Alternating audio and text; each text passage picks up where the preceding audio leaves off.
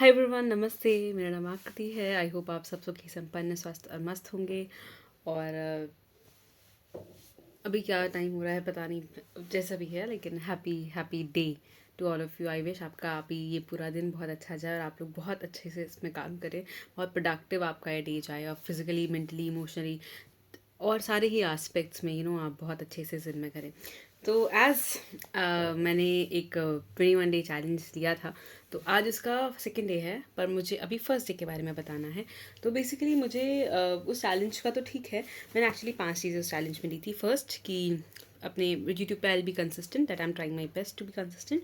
Second is कि I do general writing on daily basis, वो मैं करती हूँ, कल रात को भी मैं करके सोई थी।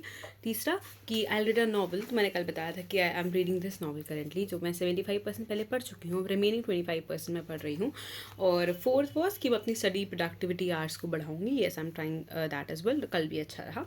और फिफ्थ इज़ कि मैं फिजिकली जो मैं सबसे ज़्यादा आलसी, अगर मेरा सबसे आलसी एस्पेक्ट लाइफ में कोई है तो वो है कुछ फिजिकल एस्पेक्ट पे ध्यान देना, योगा या फिर कोई भी फिजिकल एक्टिविटी करना। तो आई रिमेंबर कल जब मैं सुबह उठी तो उठते ही मुझे रिग्रेट था कि मैंने क्यों ये 21 डे चैलेंज को ऐसे ढिंडोरा पीट के अपने सब ऐसे सारे फ्रेंड्स को बता दिया।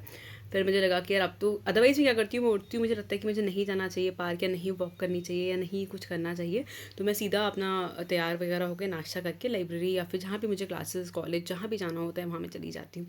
पर कल क्योंकि मुझे वो करना ही था, मैंने कहा नहीं अब तुम पीछे नहीं हट सकती, तो मैं उठी, पार्क नहीं गई पर मैं टेरेस पे गई, मैंने वॉक करा और मुझे बहुत अच्छा लगा कि चलो ठीक है, खुद से कमिटमेंट ठीक है, पर जब आप 4 लोगों को बता देते हो कि भाई आपने कमिट करा है, तो आई गेस एक आपके अंदर एक रिस्पॉन्सिबिलिटी आ जाती है कि नहीं भाई आपको अपनी बात पे अब खड़ा उतरना है। तो येस, पांचों एस्पेक्ट में कल अपने जितने भी हद तक पूरे कर पाई। I am very happy with that.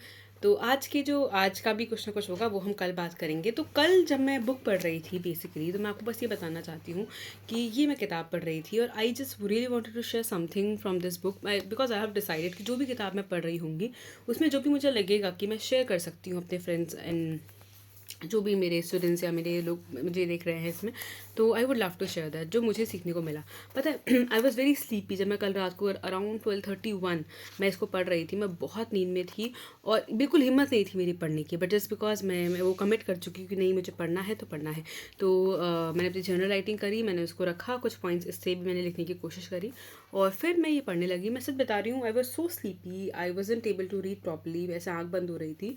पर ये किताब कुछ जैसे आप पढ़ना शुरू करते हो, जस्ट फील लाइक कि कोई बात नहीं, 100 बात मिलेंगी, आप कितना और पढ़ लो, कितना और जान लो, अच्छा ये भी है, अच्छा वो भी है। तो बेसिकली इसका जो सेकंड चैप्टर है, जो कि बहुत पहले था इस चैप्टर में, उसमें ना एक सोफिया नाम के रोबोट का जिक्र किया गया है। मतलब जो गौर गोपाल दास जी हैं वो किसी एक इवेंट पे जाते हैं, वहाँ पे एवरीवन जो भी वहाँ पे प्रेजेंट थे, जितने भी, everyone was talking about Sophia only. तो ही वाज वेरी क्यूरियस कि कौन है सोफिया, कौन है, कोई बहुत बड़ी सेलिब्रिटी है या क्या है। Then he got to know कि सोफिया इज़ अ रॉबोट। तो ऑब्वियसली वो रॉबोट बिल्कुल ह्यूमन, एकदम ह्यूमन की तरह काम करती थी सब कुछ, बट ऑब्वियसली वो इमोशनलेस थी।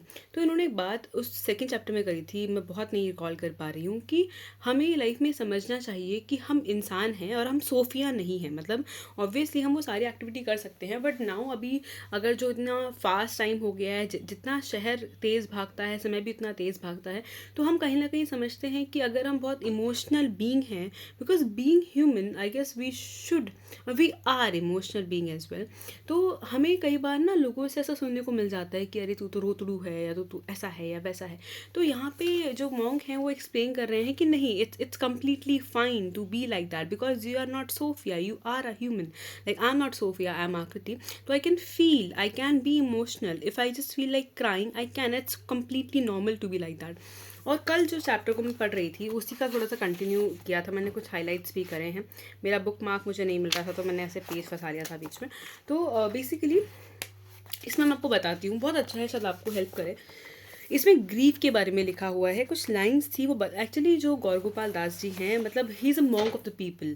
ठीक है, मतलब वो नहीं है जो फुट ऑफ द हिमालयाज में जाके ऐसे तपस्या करते हैं। He is not such a monk, he is someone जो लोगों के बीच में रहते हैं, उनकी प्रॉब्लम्स, जो उनके इमोशंस हैं, उनसे डील करने में उनकी हेल्प करते हैं।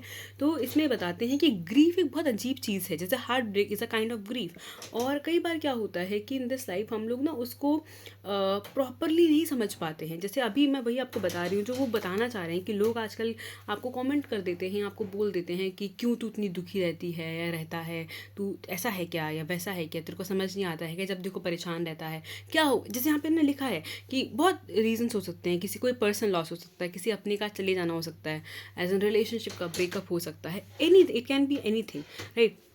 एक second, it can be anything.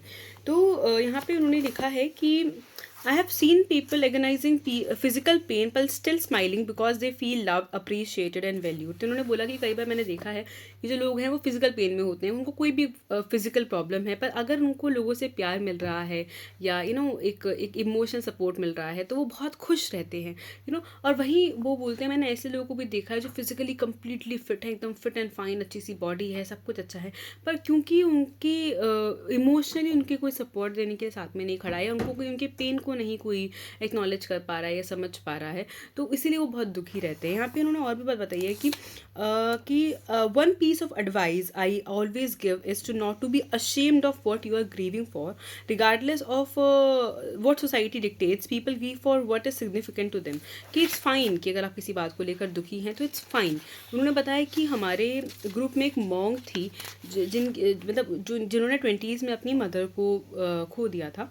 तो वो बताते हैं कि उन मॉन्क ने मुझे बताया, बल्कि वो अभी मॉन्क हैं, कि उनको 10 साल लग गए उस पर्टिकुलर चीज़ से आगे बढ़ने में। तो इट्स सिंपली लाइक कि आप किस तरीके से डील करते हैं, आपका जो हीलिंग पावर है, हीलिंग पावर है, वो कैसा है, आप किन लोगों के बीच रहते हैं, इससे फ़र्क पड़ता है कि आप कितनी जल्दी किसी भी सेंटिमेंट से, किसी भी ग्रीफ से, किसी भी प्रॉब्लम से, किसी भी इमोशनल इशू से कैसे बाहर निकल सकते हैं। तो यहाँ पे वो वही समझाना चाह रहे हैं कि it's okay to feel such things, it's okay to be sad, है ना। क्योंकि मुझे लगता है कि इवन मैंने भी अपनी लाइफ में ऐसे बहुत बार देखा है कि हम कई बार दूसरे के इमोशंस नहीं समझ पाते, क्योंकि वो चीज़ें हमने कभी नहीं महसूस की होती, और उस चक्कर में वी जस्ट जज पीपल कि तू ऐसा क्यों है, ऐसा क्यों सोचता है। I think we should not. तो बस यहाँ पे मैं यही बताना चाह रही थी कि it's okay to be human, it's okay to be emotional. तो यस, अगर आपकी लाइफ में कुछ ऐसे लोग आते हैं जिनको आपको लगता है कि आप उनका कंधा बन सकते हैं या एक सहारा बन सकते हैं, उनको एडवाइस कर सकते हैं या एक कंधा उनका बन सकते हैं, तो यू शुड। दूसरा, अगर कभी आपकी लाइफ में ऐसा होता है, ये मैं खुद को भी बता रही हूँ, कि अगर आप परेशान हैं, दुखी हैं, किसी बात को लेकर खुश नहीं हैं, तो इट्स ओके, चीज़ें ठीक हो जाएंगी। इट्स नॉट गुड कि आप खुद को हर बार हर चीज़ के लिए ब्लेम करें कि तू ही बेवकूफ़ है, कि तुमसे नहीं हो पा रहा है ये या कुछ। It's fine, we are human, और चीज़ें समय के साथ ठीक हो जाती हैं, हाँ। तो ठीक है, नमस्ते एवरीवन। बाकी I am done with all my challenges yesterday, और 21 डेज़ का 1 डे कट हो चुका है। अब आज का दिन है, लेट्स सी मैं आज क्या करती हूँ। नमस्ते।